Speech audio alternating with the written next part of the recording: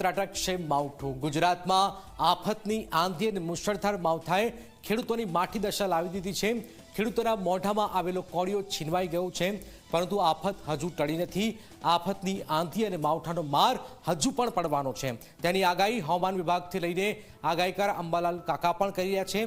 ક્યાં ક્યારે પડવાનો છે વરસાદ, ક્યાં છાપરા ઉડાવી દે તેવું પવન આવશે, ક્યાં પડવાના છે કરા, જુઓ આવી રહેલી આફત પર ઝી 24 કલાકનો આ ખાસ અહેવાલ।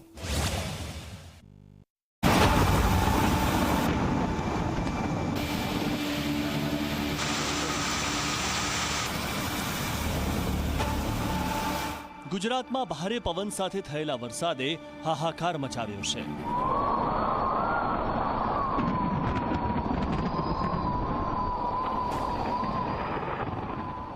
પરંતુ આફતનો અંત હજુ ટળ્યો નથી।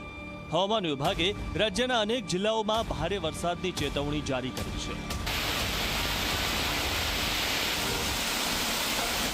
આગામી 10 મે સુધી માવઠાનો ખતરો હજુ પણ મંડરાઈ રહ્યો છે।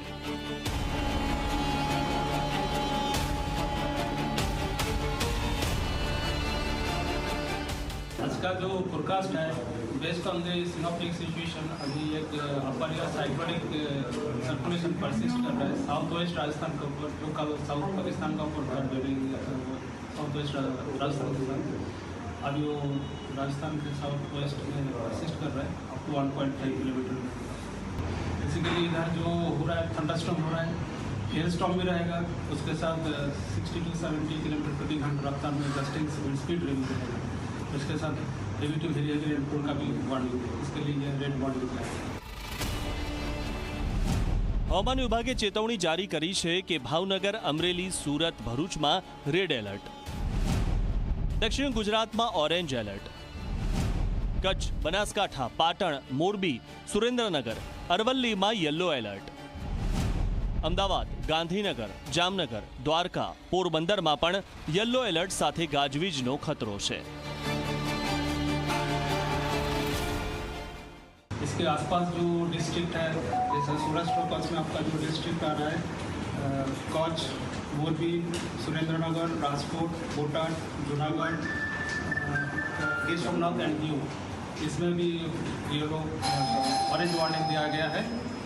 एंड जो गुजरात रीजन में ऑरेंज वार्निंग दिया गया है, इसमें जो डिस्ट्रिक्ट आ रहा है आनंद, पंचमहल, छोटाउदेपुर, नर्मदा, बड़ौदा, तापी, डांग, नवसारी, वलसाड, डेरेज, मतलब आपका साउदर्न जो डिस्ट्रिक्ट है सब गुजरात रीजन के सारे डिस्ट्रिक्ट के लिए ऑरेंज वार्निंग दिया गया है। અમદાવાદ અને ગાંધીનગરમાં ગાજવીજ સાથે ભારે વરસાદની આગાહી છે। અમદાવાદમાં યલો એલર્ટ જારી કરવામાં આવ્યું છે, જેના કારણે શહેરના નીચાણવાળા વિસ્તારોમાં પાણી ભરાવાની શક્યતા છે, જેનાથી ટ્રાફિક અને રોજિંદા જીવન પર અસર થઈ શકે છે।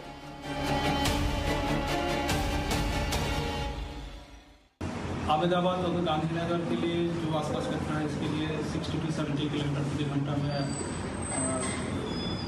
स्पीड रहेगा और ये थंडरस्टॉर्म लाइट और थंडरस्टॉर्म रहेगा। और जो तापमान है 39 डिग्री सेंटीग्रेड के आसपास तापमान है। और जो ऑरेंज वार्निंग दिया गया है, सीवियर थंडरस्टॉर्म वार्निंग। તો હવામાન નિષ્ણાત પરેશ ગોસ્વામીએ કહ્યું છે કે પાકિસ્તાન પર બનેલું સાયક્લોનિક સર્ક્યુલેશન ગુજરાતમાં તબાહી મચાવી રહ્યું છે। આગામી 4 દિવસ સુધી માવઠાનો માર યથાવત રહેવાનો છે।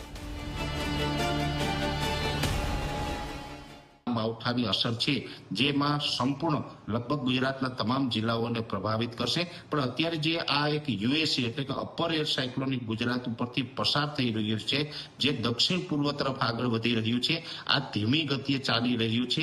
એટલે હજુ પણ આપણે 3 દિવસ વધારે વરસાદ પડશે, જેમાં 6, 7 અને 8 તારીખ અને 9 અને 10 તારીખે સામાન્ય ઝાપટા પડશે અને 10 તારીખથી આપણે આ અસ્થિરતામાંથી મુક્ત થશું। બીજી તરફ હવામાન નિષ્ણાત અંબાલાલ પટેલે જણાવ્યું કે ઉત્તર ગુજરાત અને સૌરાષ્ટ્રમાં વરસાદની વધુ શક્યતા છે। 7 મે બાદ વરસાદનું જોર ઘટી શકે, પરંતુ 10 મે સુધી મધ્યમથી હળવા વરસાદની શક્યતા યથાવત છે। આ વરસાદથી ખેતરોમાં નુકસાનનો ખતરો વધ્યો છે, જેનાથી ખેડૂતોમાં ચિંતા વધી ગઈ છે। 25 થી 4 જૂનમાંથી અરબસાગરમાં એક હળવા પ્રકારનું સાયક્લોન બનવાની શક્યતા છે. જો તારીખ 25, 26, 27, 28 મેમાં વરસાદ થાય અને ત્યાર પછી વરસાદ ન થાય તો ચોમાસામાં તેની અસર બરાબર સારી ન રહેતા વરસાદ જે છે એ ઘણા દિવસો સુધી લંબાઈ પણ શકવાની શક્યતા રહે.